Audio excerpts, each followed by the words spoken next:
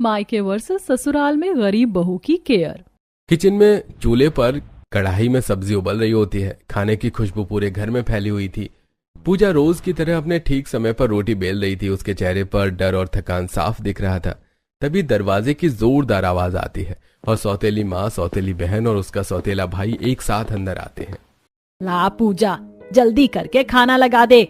माँ बस 2 मिनट, रोटी अभी बेल रही हूँ, अभी लाती हूँ। उसकी माँ के चेहरे पर अचानक गुस्सा भर जाता है।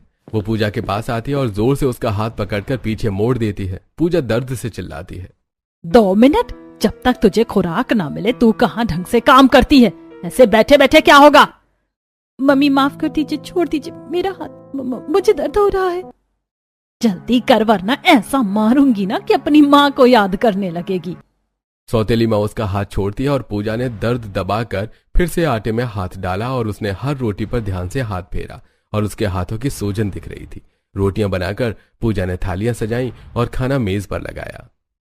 खाना बनाना ही नहीं आता इसे, अगले घर जाएगी तो फिर हमें ही सुनना पड़ेगा। हाँ मम्मी बिल्कुल, यही सब रहेगा तो लोग कहेंगे इसे कुछ भी नहीं सिखाया। ये मेरे सर का बोझ बनकर रहेगी। अब इससे ज्यादा खाना बनवाना शुरू कर दे, कोई हमें ना कह सके कि हम इसे कुछ नहीं करवाते। ओ पागल, जाओ मेरे लिए पानी लेकर आ। पूजा चुपचाप उसे पानी लाकर देती है। शाम के समय पूजा चुपचाप खाना बना रही होती है। तभी सौतेली माँ आती है। तुझे दिक्कत क्या है? हमेशा तेरा खाना लेट बन रहा है। मेरी ही सहनशीलता है कि मैं अभी तक नसीहत दे रही हूँ। माँ घर के बाकी काम भी करने होते हैं जिसकी वजह से लेट हो जाता है। अब जुबान भी लड़ाएगी तू मुझसे? चुपचाप जल्दी खाना बना। पूजा चुपचाप अपना काम पूरा करती है और मेज पर थालियां सजाकर सबके सामने खाना रख देती है। थोड़ी देर बाद पूजा के पापा घर आ जाते हैं। उनके चेहरे पर दिन भर की थकान और आंखों में गंभीरता दिखाई देती है। जैसे वे कमरे में आते हैं, सौतेली माँ जल्दी से आगे बढ़ती है और उसके चेहरे पर चिंता नहीं बल्कि एक नई चाल दिखती है। पता है आज तुम्हारी लाडली ने क्या किया?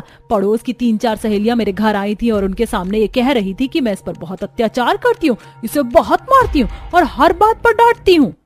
पूजा पास खड़ी होती है और उसके चेहरे पर हैरानी और आंखों में आंसू भर आते हैं। मम्मी आप झूठ क्यों बोल रही हैं? मैंने ऐसा कब कहा?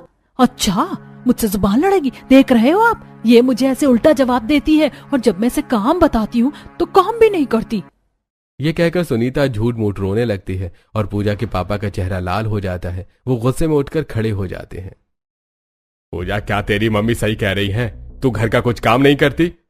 नहीं पापा, मैं सारा काम करती हूँ, मम्मी झूठ बोल रही है। पापा और आगे आने लगे और पूजा डरकर पीछे हटने लगी। पापा ये मुझसे सब काम करवाती है अकेले, और कितना काम करूंगी मैं?